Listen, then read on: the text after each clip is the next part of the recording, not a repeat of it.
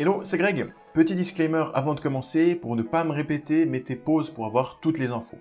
Pour plus de détails, regardez la vidéo d'introduction de la formation pour être sûr de suivre le contenu dans les meilleures conditions. C'est parti! Hello, c'est Greg. Lors de votre examen, votre expert évaluera votre vitesse avec grande attention. Première règle, ne roulez pas trop vite pour montrer que vous êtes confiant et ne roulez pas trop lentement pour être sûr de ne pas dépasser la vitesse. Même si 10 km/h en dessous seront moins graves qu'au-dessus, une sous-vitesse peut être également sanctionnée. Alors pas de secret, roulez à plus ou moins 2-3 km/h de la vitesse autorisée. Pas plus, pas moins. Ensuite, il est important d'adapter sa vitesse en fonction de différents critères. Il faut par exemple faire attention à la météo.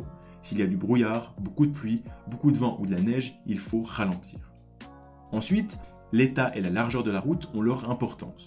Que ce soit une route de gravier ou de terre, qu'il y ait du verglas ou que la route soit particulièrement étroite, ce sont des indices à prendre en compte pour adapter votre vitesse. La circulation est elle aussi très importante. C'est nécessaire de prendre en compte la vitesse des autres usagers et le nombre de véhicules à proximité. Si tous les véhicules devant vous ont une vitesse en dessous de la vitesse autorisée, c'est peut-être qu'il y a une raison. Donc vous allez éviter de dépasser. Il faut aussi être attentif au nombre de véhicules en circulation.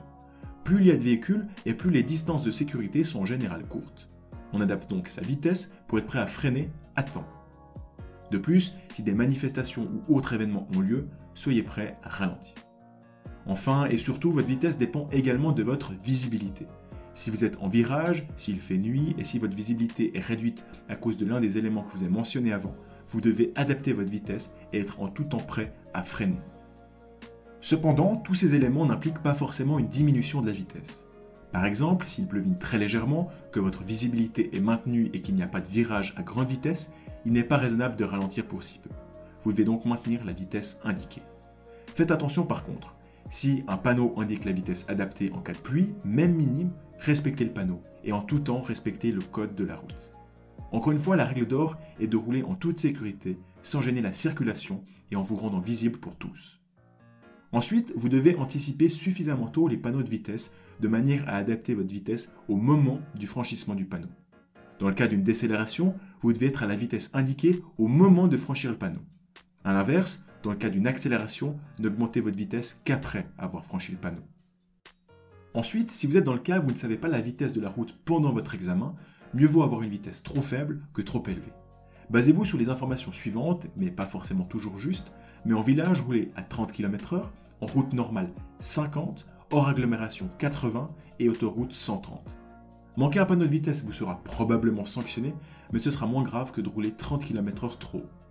Si vous êtes sur un tracé à 80 km/h et que vous n'êtes pas sûr, roulez à 55 km/h. Si c'est effectivement 50 km/h, c'est ok. Et si c'est 80 km/h, l'expert vous fera une remarque probablement et vous pourrez adapter votre vitesse à ce moment. Comme dit avant, ce sera peut-être sanctionné, même sûrement, mais moins grave qu'un excès de vitesse de 30 km/h. Maintenant, si vous oubliez la direction que l'expert vous a donnée, n'hésitez pas à lui redemander la direction. Même si ça montre que vous n'êtes pas concentré, c'est mieux que de se tromper. Et surtout, soyez critique. Si c'est mentionné 60 km/h et que ce n'est objectivement pas possible, adaptez votre vitesse. Ensuite, les différences d'excès de vitesse ne sont pas proportionnelles. C'est plus grave un 30 km/h au lieu de 10 qu'un 150 km/h au lieu de 130. Soyez donc particulièrement attentifs dans les villages. Aussi, attention au rétrécissement.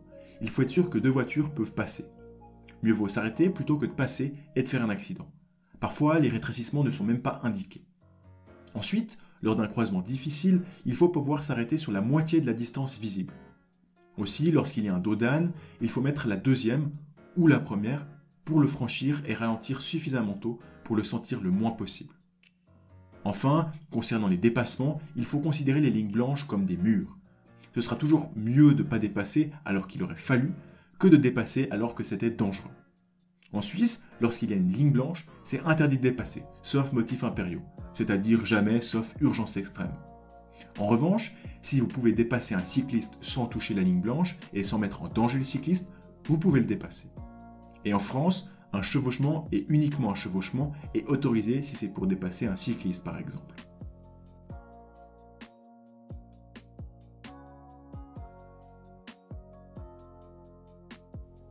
Par exemple, ici, la route n'est pas très large et son état est mauvais. D'ailleurs, ça se remarque avec les tremblements de la GoPro. Dans ce cas, même si la route indique 80 km/h, je réduis ma vitesse jusqu'à presque 50 km/h. Ici, le soleil à travers les arbres m'obstrue partiellement la vue. Je ralentis donc pour être sûr de n'écraser personne.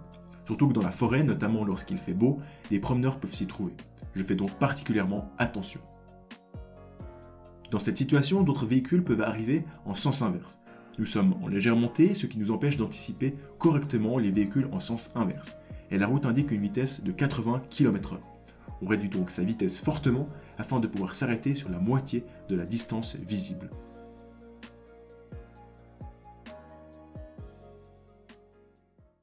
Voilà, j'espère que cette vidéo vous a plu. Comme je vous le disais, ce contenu était autrefois payant. Si vous voulez nous remercier, on serait vraiment honoré que vous vous abonniez à la chaîne ou mettiez un j'aime. Ça compte énormément pour nous.